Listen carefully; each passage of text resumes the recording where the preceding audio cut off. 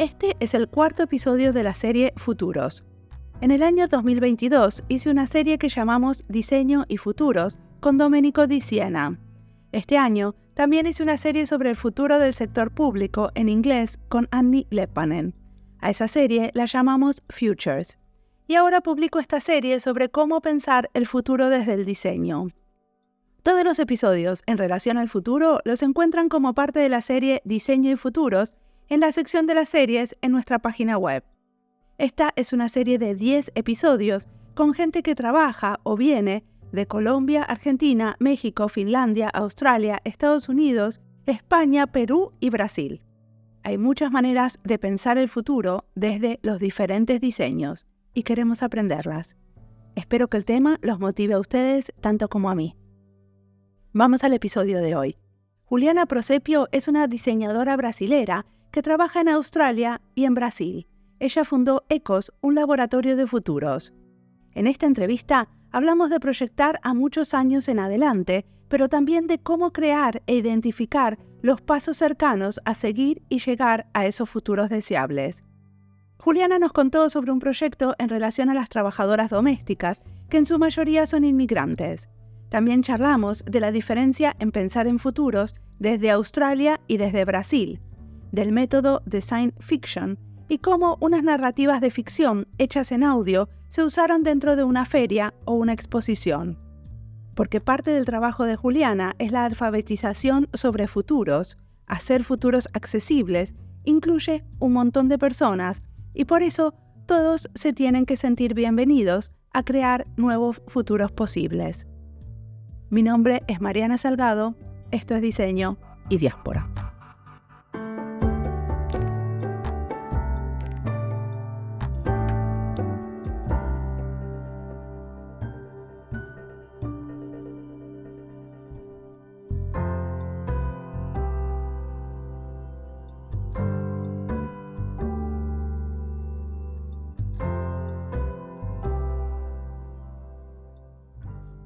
Oi, eu sou a Juliana Prosepio, sou brasileira e uma das fundadoras da ECOS, que é um laboratório de futuros desejáveis.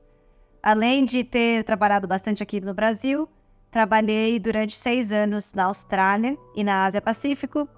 Sou designer de coração e de alma, mas também acredito no design como religião.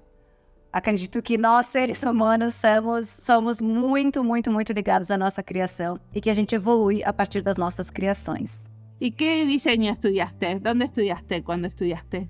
Eu estudei na USP, que é uma universidade pública aqui do Brasil, fiz um pouco artes plásticas, mas larguei no meio e fiz também FAAP, desenho industrial. Perfecto. ¿Y qué te llevó a Australia? A gente queria expandir o nosso negócio. A gente já estava aqui trabalhando no Brasil desde 2011 com a ECOS.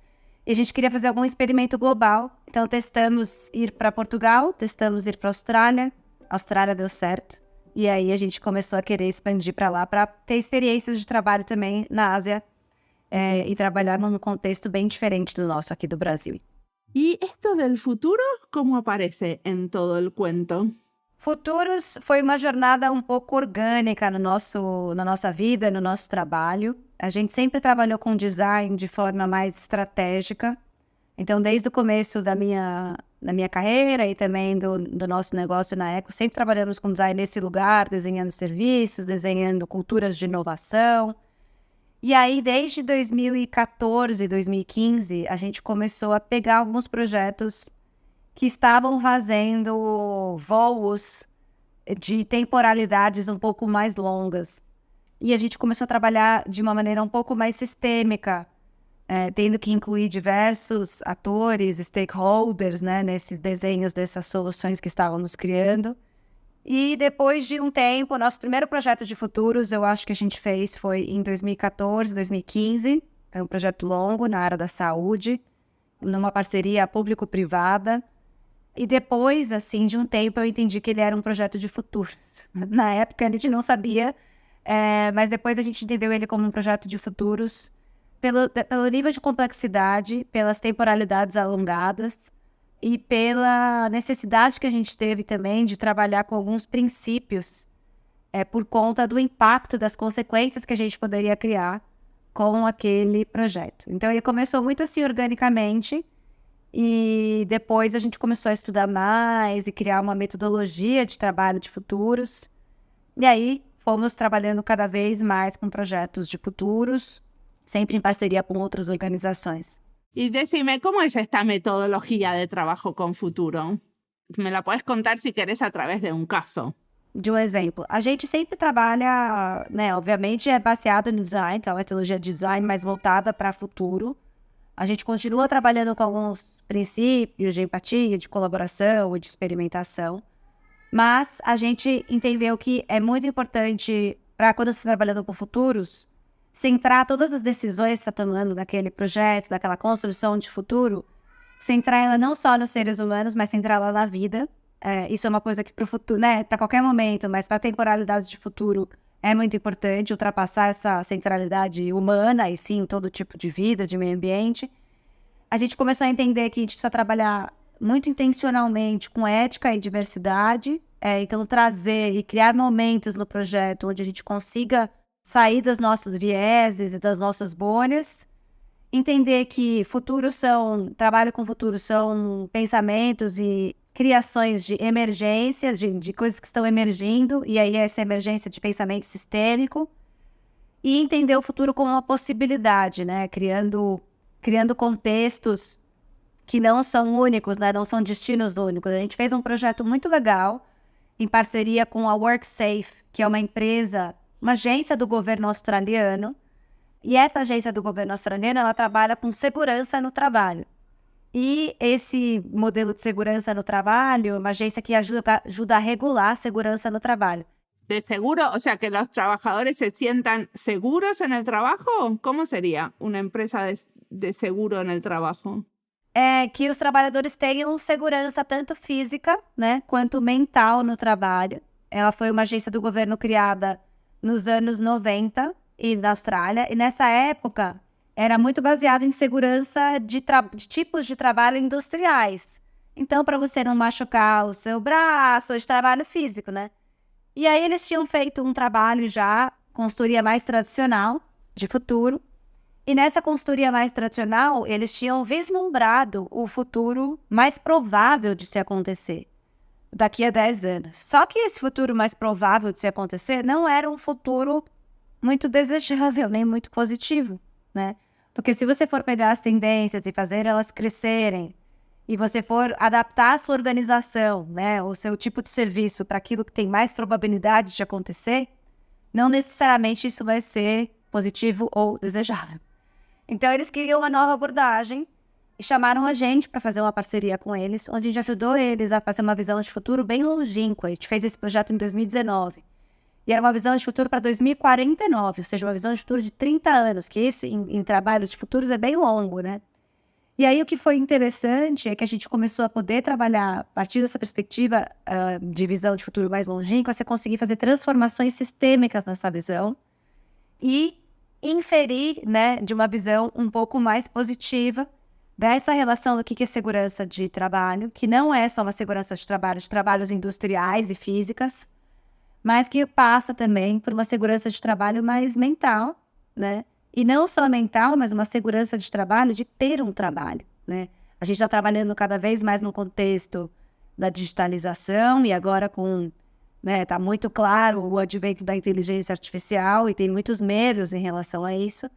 Então, trabalhar com capacitações, upskilling, das pessoas conseguirem se capacitar e chegarem num lugar daqui a 30 anos que elas vão ter posições que possam ser remuneradas e serem capacitadas para tal, segurança mental, segurança de alimentação, física, então um pouco mais holística. Então, sair de uma segurança no trabalho industrial e para uma segurança no trabalho digital, generativa e mentalmente, que contabiliza, né, a saúde mental também.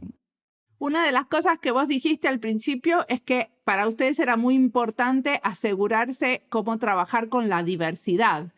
¿Cómo hicieron en ese proyecto para que exista esta diversidad? Nesse projeto, uma das coisas que foram feitas tanto foi de trabalhar e fazer pesquisa de futuros no que a gente chama nas margens. Essas margens são normalmente lugares onde não são o mainstream, onde está acontecendo as tendências, mas sim onde tem coisas diferentes acontecendo, tanto de, às vezes, de lugares ou pessoas que vivem em situações mais de vulnerabilidade, quanto também de casos extremos, atletas de alta performance, tipos de trabalho diferentes. E também na hora da construção, não só na área de análise e pesquisa de futuros, né, a gente pegar esses lugares e pessoas com mais vulnerabilidade, mas também na hora da construção desses futuros, a WorkSafe fez um trabalho muito bonito também de convidar as pessoas que fazem parte desse ecossistema, né, a construir essa visão de futuro. Então foi um trabalho bem de co-design nesse lugar dessa construção de futuro. Trazendo, né, não só as pessoas em vulnerabilidade, mas as diferentes populações que tem, né, que são presentes lá na Austrália, né, e que às vezes são marginalizadas, assim, mas trazendo para essa construção também. Então, um dos trabalhos, né, depois da gente ter criado toda essa visão de futuro, bem longínqua para 2049, isso se tornou, a gente fez o backcasting, voltou para o presente, fez um plano de ação. E esse plano de ação começou a influenciar projetos do agora, né, da WorkSafe. E um dos projetos que foi muito influenciado para esse trabalho foi um projeto de criação de segurança no trabalho para cuidadores domésticos. Esses cuidadores que cuidam muitas vezes de idosos ou de pessoas que têm algum tipo de necessidade de ter um cuidado em casa. E em Melbourne, né, e na região de Vitória, que é o estado que a gente fez esse trabalho com essa WorkSafe Vitória, muitas vezes esses cuidadores são pessoas imigrantes, que já têm uma vulnerabilidade de trabalho ainda maior, né? A pessoa já trabalha dentro da casa, no ambiente doméstico, então a relação de trabalho já fica um pouco confusa, e além disso são imigrantes que às vezes têm menos acesso aos seus direitos, né? Então... Y también son mujeres, ¿no? Las que más se encargan del trabajo doméstico. Muitas vezes cuidadores são mulheres também. Então esse foi um dos primeiros trabalhos que foi criado, para criar um modelo um paradigma de trabalho, né? Um arsenal de informações e de guardrails, assim, para dar essas diretrizes de segurança no trabalho, num trabalho que é tão, às vezes, não é levado em conta que é um trabalho, né? As pessoas acabam pedindo coisas que vão além do seu escopo de trabalho. Às vezes existem muitos acidentes domésticos, às vezes desrespeito, você está dentro da casa, né? Então, criou-se um guia nesse sentido, e foi um dos primeiros trabalhos que foi influenciado para esse trabalho de futuros.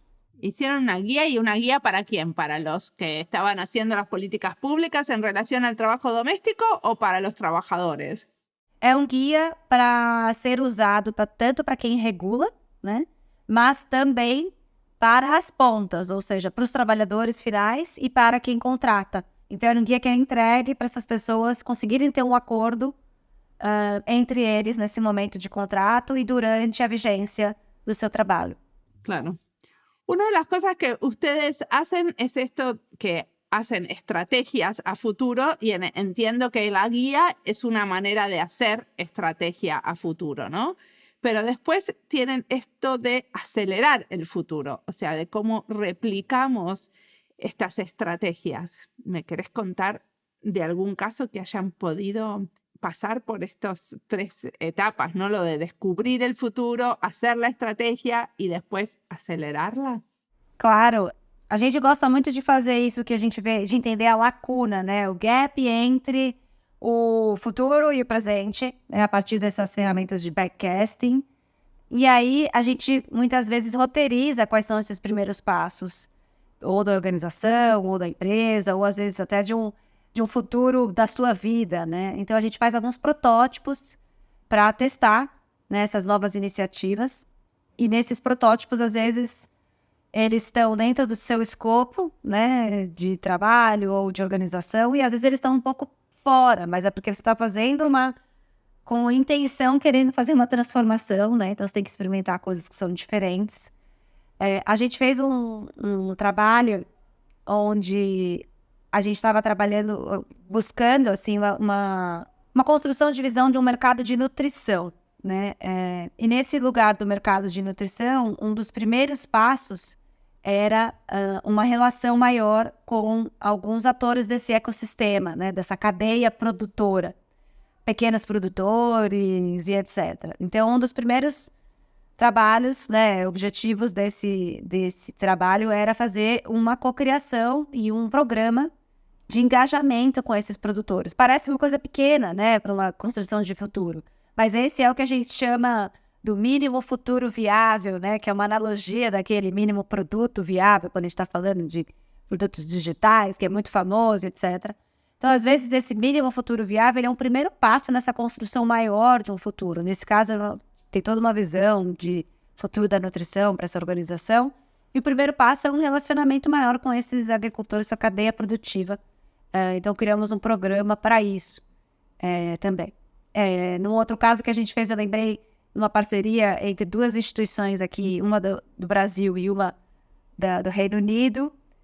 Foi uma cocriação entre pesquisadores, né, dessas duas instituições de pesquisa. Então, isso foi o primeiro passo do mínimo futuro viável para interligar intenções e trocar pesquisas. Às vezes o mínimo futuro viável ele é um pouco mais solto, né, do que uma coisa tão tangível, mas para que no futuro tenham coisas um pouco mais tangíveis. Pero ustedes hacen ese mínimo futuro viable y después, ¿cómo sigue el cuento? O sea, ¿quién se lo apropia? O sea, ¿cómo lo van siguiendo? A gente fala que trabalhar com o futuro é um trabalho contínuo, né? Mas muitas vezes quem tem que se apropriar disso são tanto a organização com quem a gente está trabalhando e as pessoas que estão trabalhando lá dentro. Tem que mudar as estratégias internas, os planos estratégicos, os planos de ação, os tipos de produto que estão sendo desenhados, produzidos e até às vezes os modelos de relação interno daquela organização. Essas pessoas são as primeiras que têm que se apropriar. Isso tem que estar conectado até com os KPIs da organização, né? Para se tornar um plano tático também. E acho que uma das coisas principais que a gente também gosta de trabalhar é que essa visualização no futuro ela tem que te tocar tanto mais estrategicamente, mais racionalmente, mas uma das coisas que mais faz as pessoas se transformarem é quando elas são tocadas também emocionalmente, né? O futuro, essas visões de futuros, para que elas sejam verdadeiras, elas aconteçam mesmo, uma construção mais intencional, ela tem que emocionar. Ela tem que fazer as pessoas se sentirem emocionadas em relação a esse futuro, para elas poderem mudar e conseguirem ver que isso é possível também, né? Não só se emocionar, mas conseguir ver que isso é possível. Se você para de imaginar, para de entender que isso é possível, você como indivíduo, né, e também como organização, como instituição, você acaba voltando para os seus preceitos do presente e do passado, replicando padrões, replicando estruturas, porque você acha que só isso é possível, né? Então, não vai mudar, então eu vou continuar fazendo assim, porque eu sei que isso dá certo. Então, a gente criar possibilidades é uma das coisas mais importantes. ¿Y cómo hacemos para crear estas posibilidades que emocionalmente nos toquen el corazón? A gente, às vezes, faz isso através do que a gente chama de design fictions, né? Ficções de design. E essas ficções de design podem ser traduzidas, às vezes, em vídeos. Às vezes podem ser traduzidas em áudios. A gente trabalha muito com áudios aqui na Apple. A gente gosta muito dos áudios. ¿Y sí, los publican los audios? A maioria das vezes, não. Porque são projetos estratégicos de organizações. A gente tem um que vai ser publicado agora numa feira, que vai ser aberto, que a gente está fazendo em parceria com uma instituição que é o Sebrae, que é uma instituição de empreendedorismo brasileira, com o estado de Pernambuco. E a gente fez 4 áudios sobre os empreendedores do futuro, né, bem localizados na região do Pernambuco, que é um trabalho bem legal. Isso vai ser exposto nessa feira. E esses áudios vão ficar abertos, vão ser lançados. ¿Qué son? Como estos audios son escenarios a futuros? ¿Cómo son estos? ¿Son las ficciones estas de futuro? São ficções de futuro, onde a gente traz alguns contextos, nesse caso, de futuros, qual é o futuro do empreendedorismo local de Pernambuco, que também é né, na verdade é local, também é global de certa forma, é global e local ao mesmo tempo. E você tem todo um contexto de como o mundo está, mas do contexto do empreendedor, o que ele está fazendo, o que mudou, quais são os sentimentos dele, as necessidades, e os indícios, os modelos de trabalho, os modelos de relação, os modelos financeiros. que estão acontecendo nesse contexto desse empreendedor do futuro. Pero ¿cómo salen estos diseños de ficciones? Supongo que los que hacen el guión son estos mismos emprendedores, ¿no? Ele é baseado, a gente fez um projeto super longo, né, com o Sebrae, de visão de futuro, mas sempre a gente faz análise das necessidades sociais, identifica emergências na parte de pesquisa, identifica emergências de futuros, a partir tanto de tendências e de sinais fracos tecnológicos, econômicos, sociais e comportamentais. Aí a gente faz vários exercícios especulativos de futuros, de definir a intenção, cria diversos cenários futuros, testa, calibra vários cenários futuros, e aí a gente começa, aí sim, a criar essas narrativas, né? Então ele faz toda uma parte de design de futuros mesmo, ele é uma maneira da gente conseguir traduzir isso. E às vezes esses áudios de futuro eles são usados nesse momento que a gente está falando agora, que é para emocionar os empreendedores lá dessa feira, mas às vezes a gente cria artefatos que podem ser áudios, podem ser ficções, que são mais especulativas mesmo, que são menos embasadas em tanta pesquisa, mas as especulações são para que você, recebendo aquele áudio ou aquele vídeo, você fale, ai, tenho medo desse futuro, ou não, eu amo esse futuro, ou ai, que horror isso, para que a gente possa perceber das pessoas quais são as reações, né? ¿Lo graban actores profesionales o los grabaron los mismos emprendedores que trabajaron con ustedes? A gente normalmente grava internamente mesmo com o nosso time. Nesse caso, a gente está fazendo com o time do Sebrae Pernambuco. Eles mesmos vão gravar e depois a gente faz uma edição. Porque precisa ter o sotaque, a personalidade, né, da região. Mas poderia ser feito com profissionais, seria ideal. É que nunca a gente tem todo esse equipamento para gravar com profissionais, né? Seria muito legal.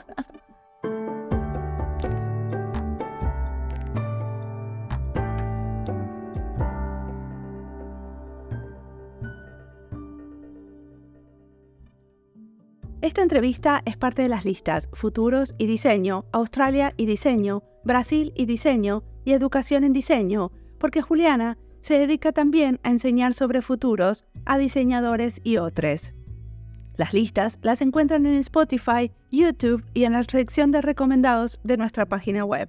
Y si están buscando algo y no lo encuentran, pueden contactarse con nosotras o usar nuestro chat, que lo encuentran a la derecha abajo en la página web.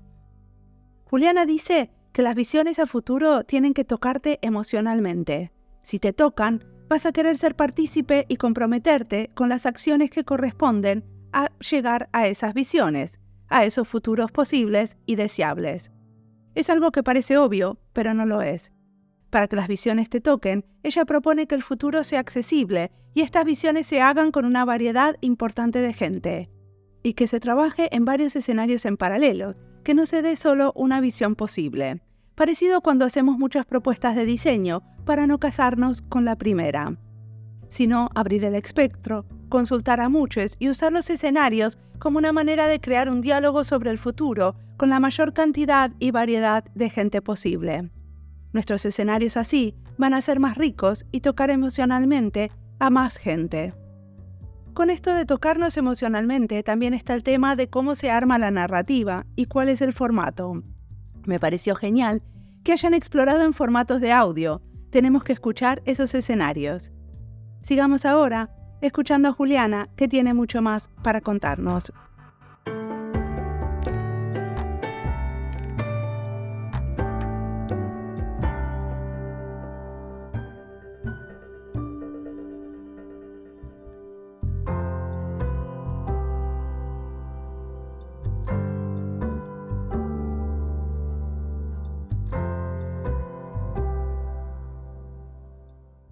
¿Y después qué hacen con esas ficciones? ¿Las presentan en una exposición y la idea es que la gente recorra la exposición y las escuche?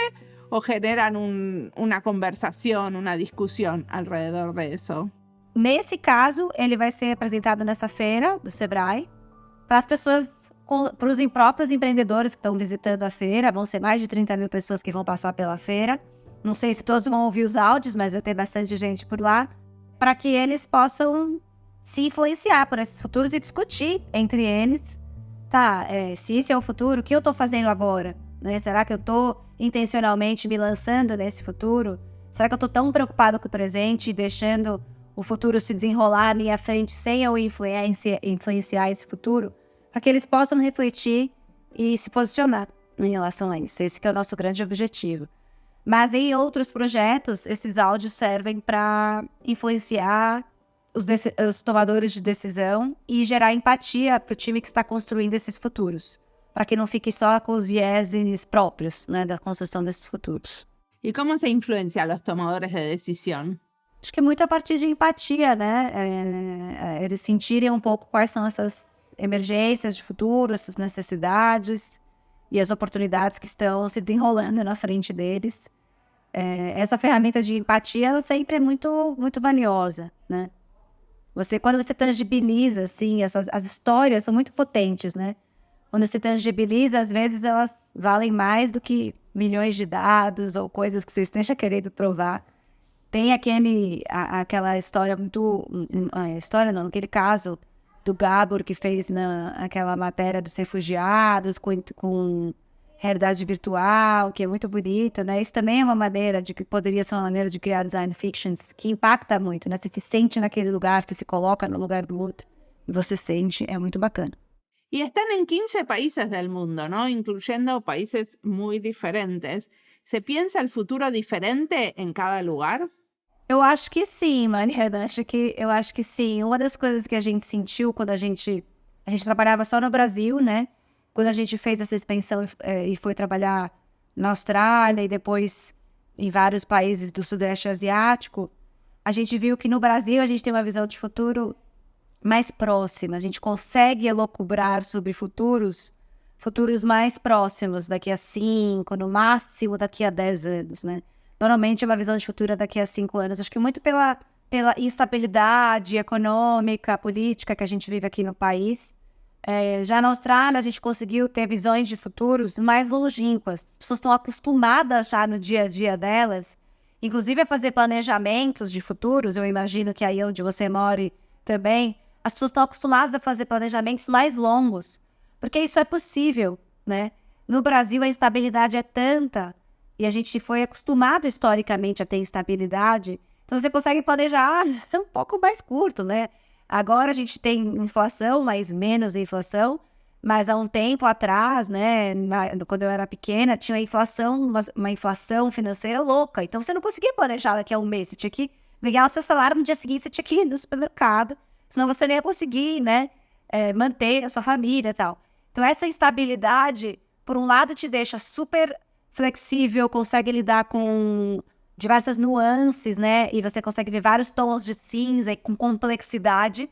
Por outro lado, você fica um pouco imediatista e a curto prazo, só pensa coisas a curto prazo porque é o que é possível, você não está acostumado. Então, mesmo quando te dão essa possibilidade, você acaba não indo atrás de um planejamento mais estratégico, uma construção mais áreas. Na Austrália, não, a gente começou a ver que as pessoas estão mais acostumadas a fazer construções de futuros mais longas. E aí a gente fez um dos nossos projetos mais longínquos de 30 anos na divisão de futuro, que depois a gente não fez nunca mais em nenhum outro lugar, mas foi um lugar que foi possível de se fazer isso. Então, eu achei eu posso dizer muito desses dois lugares, são os lugares onde eu mais trabalhei. O Sudeste Asiático eu acho que é mais parecido com o Brasil, com um contexto assim, mais parecido do Brasil imediatista. Então, eu acho que as pessoas pensam, sim, diferentes futuros, nesse sentido. E eu acho que quando a sobrevivência está batendo maior, você consegue imaginar menos, infelizmente. Assim, eu sinto muito isso. Quando a gente já fez um projeto mais social aqui no Brasil, do futuro da liberdade feminina, que foi um projeto que a gente fez, né, da Ecos, Escala Brasil, mas não tinha nenhum financiador e nada, e a gente foi pesquisar nas ruas, né, sobre o futuro da liberdade feminina, entrevistar as mulheres e pessoas que se identificam com os valores femininos nas ruas. E muitas vezes, olha isso que é absurdo, muitas vezes que eu achei um absurdo, mas agora faz sentido. Mas eu lembro que a gente ia entrevistar as pessoas nos seus ambientes de trabalho, então a gente ia, sei lá, numa padaria, ou num lugar de manicure, e a gente ia perguntar para essas mulheres o que ela pensa sobre o futuro, né, das mulheres, da liberdade feminina, de maneira geral. E a resposta era sempre a seguinte: eu não sei, fala com o meu gerente. Que foi uma das coisas mais impactantes, até me arrepia, assim, de pensar. As pessoas não Elas estão tanto no dia a dia que elas nunca pararam para pensar sobre os seus futuros, sobre os futuros dos outros. ¿Pero el gerente era una mujer Não necesariamente. O sea, la mayoría de las mujeres, cuando las entrevistaban en el lugar de trabajo, no te querían contestar y te decían, hables con el gerente? Sim, mas porque elas nunca tinham parado para pensar. Eu não sei te responder isso. E elas se sentiam que elas não estavam habilitadas a falar sobre o futuro, porque elas nunca pensaram sobre isso mesmo. Não é culpa delas, né? Não é isso que eu tô falando. Eu tô falando que é uma coisa que quando você tá num dia a dia mais difícil, de trabalho, de ganhar o dinheiro naquele dia, você não consegue nem imaginar. Então a gente tem uma barreira, né, de alfabetização, de literatura de futuro, que tá muito ligada a isso. Se você tá nesse modo mais sobrevivência, você não consegue imaginar. Você não consegue sair do seu dia a dia. Hay muchos que están hablando ahora de tratar de ampliar la literalidad, o cómo se decía, o sea, que la gente sepa o aprenda más a hablar de futuros, ¿no? Como se dice, future literacy.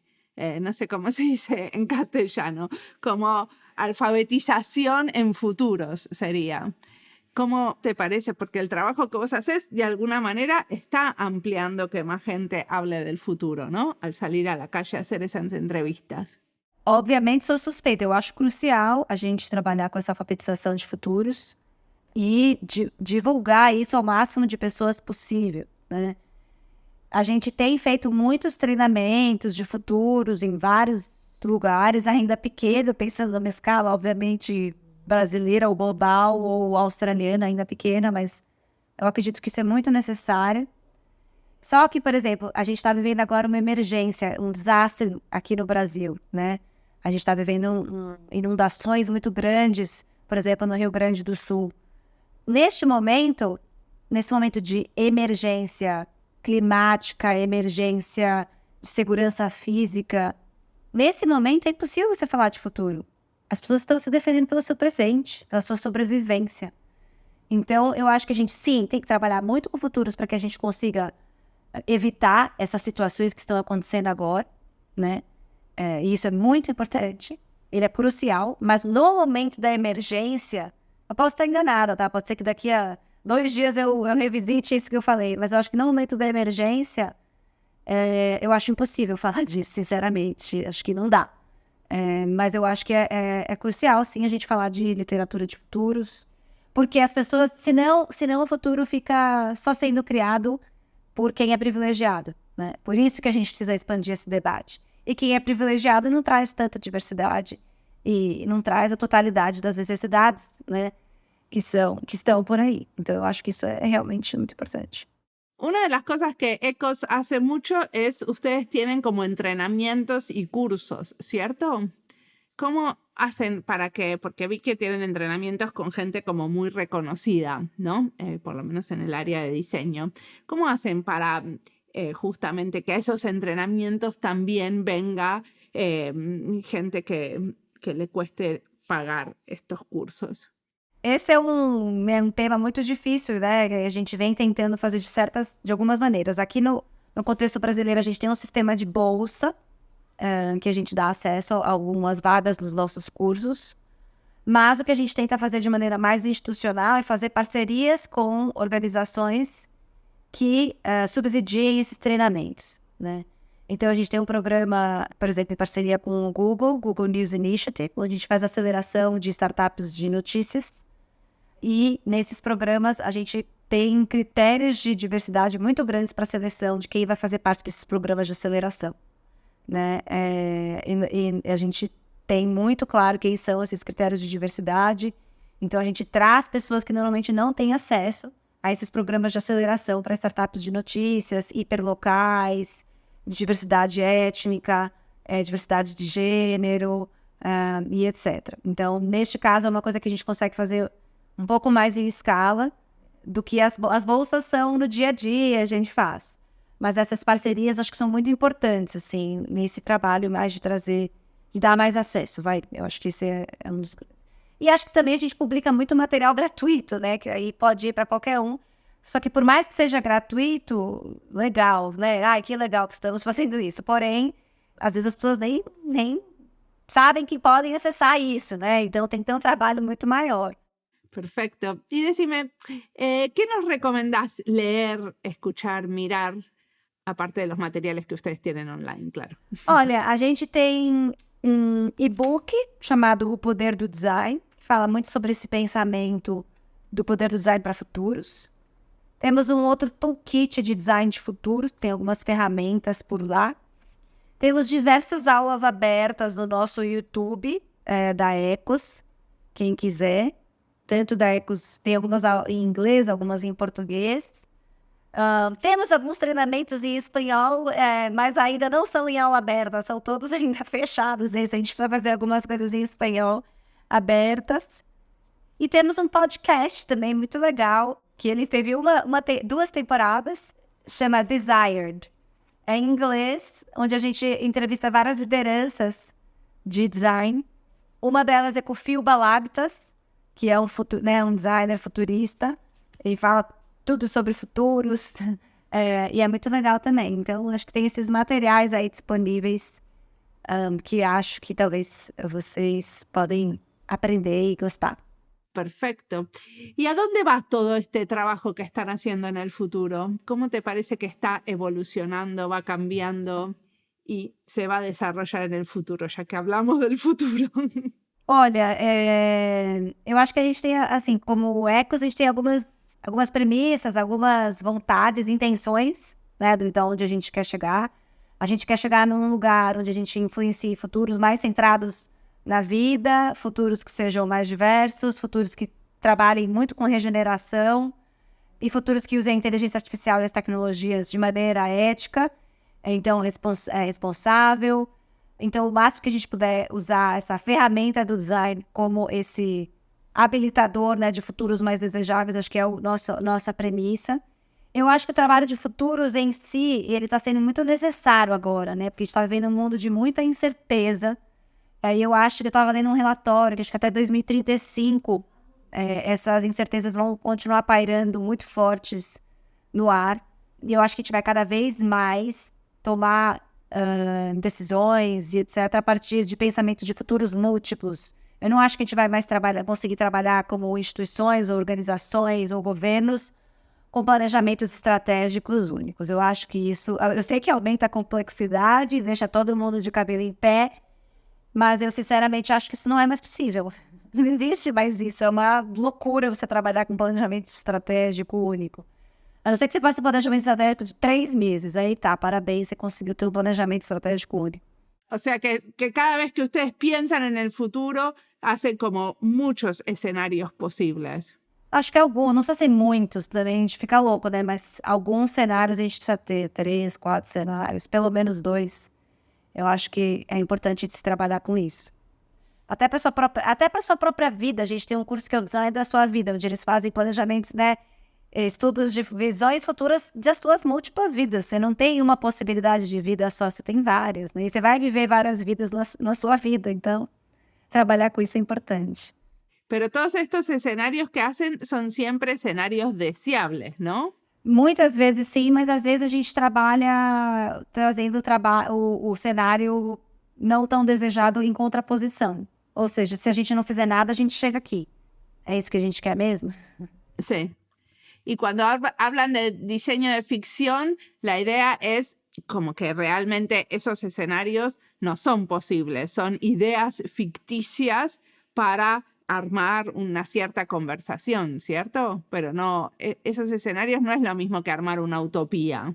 Às vezes eles são possíveis, às vezes eles são aquela Mônica Bioskitch, ela fala muito em protópias, né? Protopias, em vez de não é a utopia, mas é a protopia, que ela é possível, mas ela não é inatingível, ela é intencional nesse sentido. Então a gente trabalha muito assim com essas protopias nesse lugar. Perfecto. ¿Y hacen también trabajo para el sector público en Brasil? Ainda a gente faz algumas coisas de treinamento, alguns trabalhos de construção de cultura, de inovação. Fizemos algumas coisas, já fizemos algumas coisas, não muitas. Gostaríamos de fazer mais. Hace poco entrevisté a Juan Felipe Yepes, que es un politólogo colombiano, que decía que para él tendría que existir en Latinoamérica laboratorios de futuros en el sector público, porque tendríamos que estar pensando estrategias desde el gobierno a 20, 30, 40 años. ¿Qué opinas? Tô com ele, acho isso crucial. Eu sei que já existem alguns laboratórios, né? A gente está agora, eu estou dando um curso agora de design de futuros e tem 8 pessoas de Brasília que trabalham num órgão do governo brasileiro que já estão com um laboratório de futuros lá dentro. Mas eu acho que a gente poderia ter um da América Latina de maneira mais ampla, né? Acho que sería demais. Claro, porque hasta ahora los laboratorios que estamos viendo son como laboratorios de diseño, de innovación, ¿no? Laboratorios de políticas públicas. Bueno, tienen diferentes nombres que no necesariamente están pensando en el futuro a largo plazo, sino que se piensa como de una manera un poco más cortoplacista. Tem razão. Eu acho que seria muito importante ter esse de mais longo prazo e para a América Latina toda. Seria um sonho, uma protópia. Buenísimo. Muchísimas gracias por la entrevista.